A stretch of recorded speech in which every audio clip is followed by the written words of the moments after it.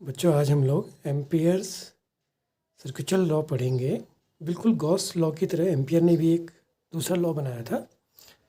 ये magnetic field की value को फाइंड आउट करने के लिए बनाया गया है। अंतर ये था, अब इसमें और गॉस लॉ को थोड़ा सा कंपेयर करेंगे हम लोग। थोड़ा उससे पहले दो तीन चीज़ें जान लेते हैं। जैसे आपने ये इंटीग्रेशन का साइन बनाया, जब ऐसा लिखते हैं तो इसकी मीनिंग होती है दिस इज़ ए क्लोज्ड। और अगर आपने यहाँ एस लिख दिया जैसे कि गॉस लॉ में हमने लिखा था, तो इसका अर्थ था क्लोज्ड सरफेस इंटीग्रेशन। और अगर हमने ऐसा लिखा यहाँ पे सी बना दिया तो इसका अर्थ हुआ क्लोज्ड लाइन इंटीग्रल या कर्व इंटीग्रल कहते हैं इसको, क्लोज्ड लाइन इंटीग्रेशन।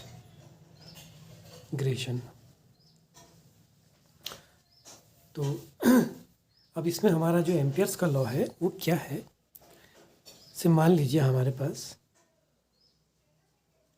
एक वायर में करंट है, ठीक है। सपोज कि ये ऊपर को जा रही है और एक वायर में करंट ये नीचे को आ रही है, ठीक है। लेट ये I1 और ये I2। तो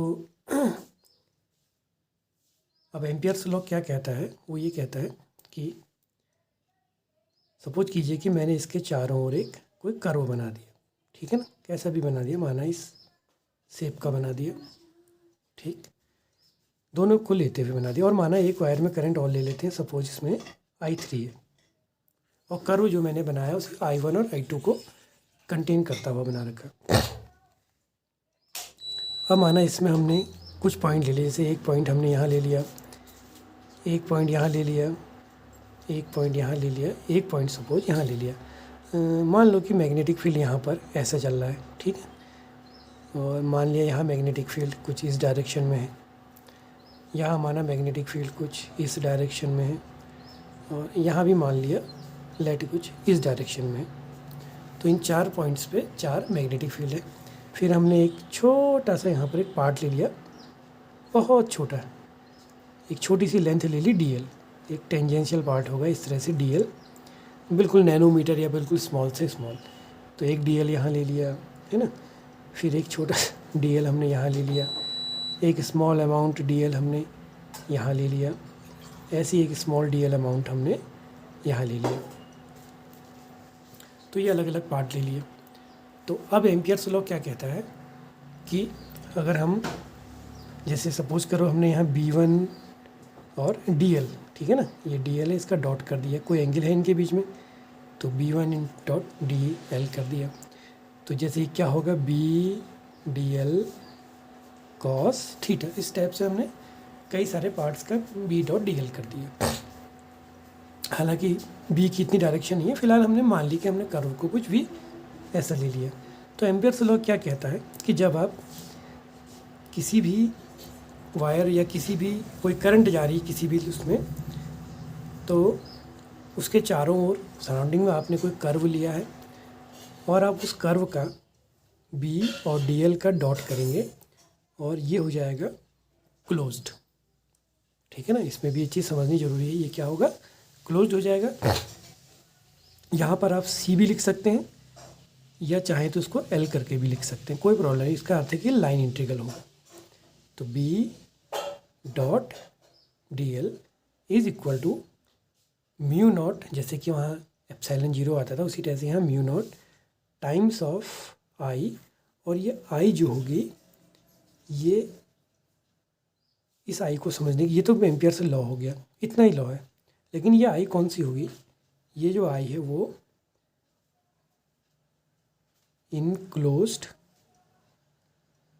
बाय द कर्व, यानी कि जो भी आपने कर्व बनाया है उस कर्व के अंदर कितनी करंट है। अब जैसे अभी हमने ये कर्व बनाया था, तो इस कर्व के अंदर जो करंट है वो कितनी है, I1 है और I2 है।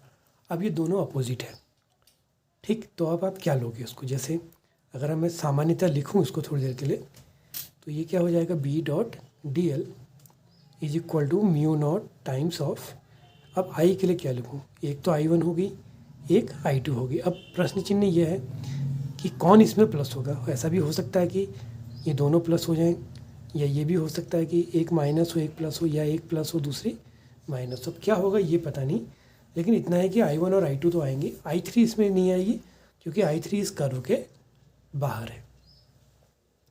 तो अब क्वेश्चन अराइज होता है कि आप I1 और I2 के साइन किस आधार पर लेंगे, ये सबसे इसमें मेन चीज़ है। तो इसके लिए जो एम्पियर ने कहा था वो ये कहा था कि अब चूँकि अपोजिट है तो एक क्वेश्चन सिंपल से ये राइज होता है कि एक प्लस होगी और एक माइनस होगी। अब कौन सी प्लस होगी कौन सी माइनस होगी उसको समझते हैं। तो इसके लिए नियम बड़ा सिंपल है, इसको ऐसे समझते हैं। जैसे मान लो हमने ये कर्व ले लिया, ठीक है, और ये I1 and this is I2, और सपोज ये B की डायरेक्शन होगी और ये DL है। तो B हमने पढ़ा है, जैसे कर्व जब भी होता है तो उसके टेंजेंशियल होता है इस तरह से ना। तो सपोज कीजिए कि अगर हम इस डायरेक्शन में चलें, जैसे हमारा ये ऐसे बंद हो रहा है ना, अगर हम DL इधर को लिया हमने और मैग्नेटिक फील्ड इधर को है, तो ये इस डायरेक्शन में चल रहा है, तो करंट अब की बार कहाँ को आ रही है, जैसे नीचे को आ रही है। तो इसके अकॉर्डिंग तो ये है कि I2 पॉजिटिव होना चाहिए, I1 नेगेटिव होना चाहिए। और अगर मान लिया आपका इस डायरेक्शन का है, तो इसके अकॉर्डिंग अगर चलें तो I1 से ये मैच कर रहा है और I2 से अपोजिट है।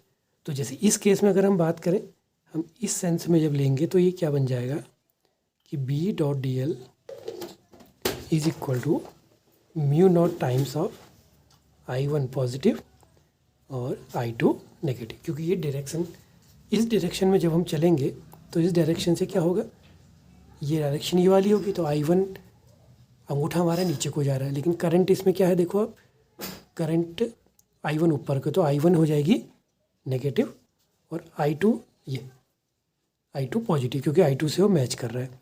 और अगर मान लो यहाँ पर एक और होता है, और अब की बार माना मैंने कर्व ऐसा ले लिया, कोई प्रॉब्लम नहीं है, एंड लेट दिस सेंस भी ऐसा ले लिया इस सेंस को, ठीक है ना। अभी इसको बाद में हम देखेंगे, जब हम अप्लाई करेंगे तो वहाँ पर हमें समझ में आ जाएगा कि किस सेंस में कैसे लेना है। फिलहाल हम लोग ये मान लेते हैं कि लेट हमने ये इस सेंस में ले लिया। तो अब जब आप इस तरह से लेते हैं DL की डायरेक्शन को, यानी कि आप एंटी क्लॉकवाइज चलते हैं, तब आपका क्या होगा। अब इसमें देखते हैं ज़रा सा कि ये जो कर्व है, इस कर्व ने I2 और इस I3 को कंटेन किया है। अब जब आप इस तरह से बंद करते हैं तो अंगूठा गया ऊपर की ओर, तो अपवार्ड कौन सी करंट है, I3, I2 डाउनवर्ड है, तो इसमें I3 क्या आ जाएगी, पॉजिटिव, और I2 नेगेटिव। तो इस तरह से हम लोग एम्पियर्स रूल को अप्लाई करेंगे। अभी कर्व कैसा लेना है, ये कर्व जब हम कुछ क्वेश्चंस करेंगे, हम इसकी जब एप्लीकेशन करेंगे तो हमें समझ में आ जाएगा। जैसे हम लोग पढ़ते आए हैं कि कोई वायर है, तो वायर के चारों ओर मैग्नेटिक फील्ड कैसा होता है, नॉर्मली यूनिफॉर्म होता है ना। तो यूनिफॉर्म होता है और उसकी मैग्नेटिक लाइन ऑफ फोर्सेस कैसी होती हैं, कंसेंट्रिक और सर्कुलर होती हैं। तो वहाँ कर्व हमारा इस तरह का बन जाएगा। इसी तरह से आपका एक केस और होता है जिसको हम कहते हैं सोलिनॉइड कहते हैं। तो सोलिनॉइड में क्या कंडीशन होती थी कि जब हम सोलिनॉइड बनाते हैं कोई, तो उसमें क्या होता है, उसके अंदर तो फील्ड या उसके सराउंड आसपास बहुत स्ट्रांग होता है। जैसे यहाँ अगर माना ऊपर को है तो बिल्कुल पास में स्ट्रांग होगा, तो एक और ऊपर तो एक और डाउनवर्ड हो जाएगा। वो तो डिपेंड करेगी कि करंट कैसी चल रही। लेकिन जैसे ही आप इससे डिस्टेंस में जाएंगे तो वहाँ बिल्कुल ये वीकर होते जाता है। तो ये हम इसकी एप्लीकेशन में सीख लेंगे।